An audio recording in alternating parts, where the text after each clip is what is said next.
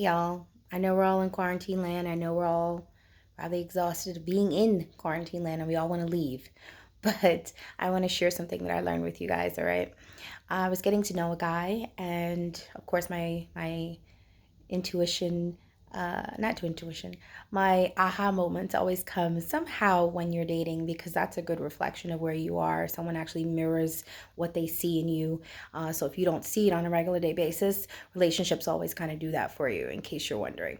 And so, anyway, I was getting to know this guy and it wasn't working out. Great guy, but something about him and my combination wasn't working. And I just realized that it was me. Sometimes we can be so full of ourselves, especially if you are like many of my friends, accomplished women, where you have multiple degrees, you have a professional career, you have aspirations, you have goals that you've actively gone out for and done. And so you sort of seem like you don't need anything, like you don't need anyone, which is not true, right? We're all born to be in union with other people. We are social beings.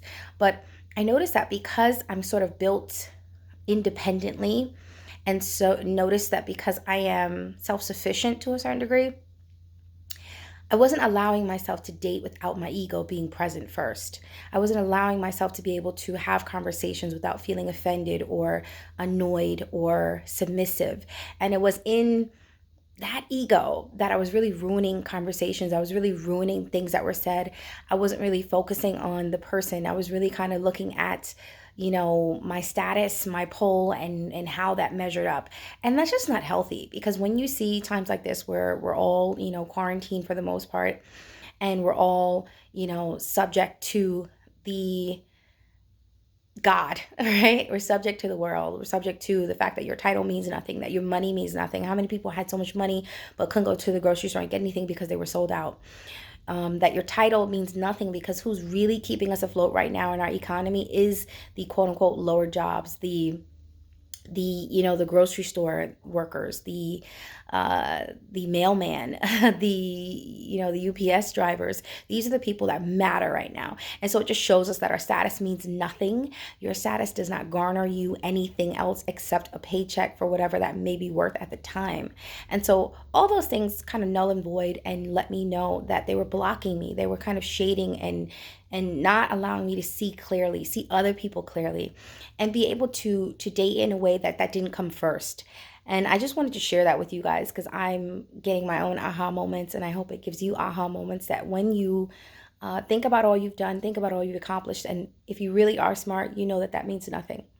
I don't care how many degrees you got. I don't care how many zeros are behind your paycheck.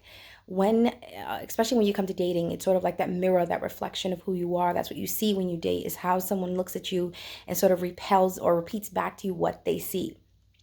And if you're constantly hitting walls, if you're constantly not being able to have successful relationships, you do have to be introspective at that point and you do have to look at yourself. And I think for me, it was a great reflection that my ego was running me. And I can't let that happen. All right. I can't let my ego ruin things. I can't let my ego get in front of me. I have to remember that I'm a spiritual being, having a human experience and not the other way around. And so I want to make sure that you guys are doing the same thing, whether it be in quarantine land, whether it be in everyday life, but to make sure that we understand that your job, your title, your money, what you think is supposed to be garnered to you, it's all not real. It's all fake, and we all have to think about what is important and what is really at stake and what matters. So hopefully we're getting that lesson while we have the time to reflect.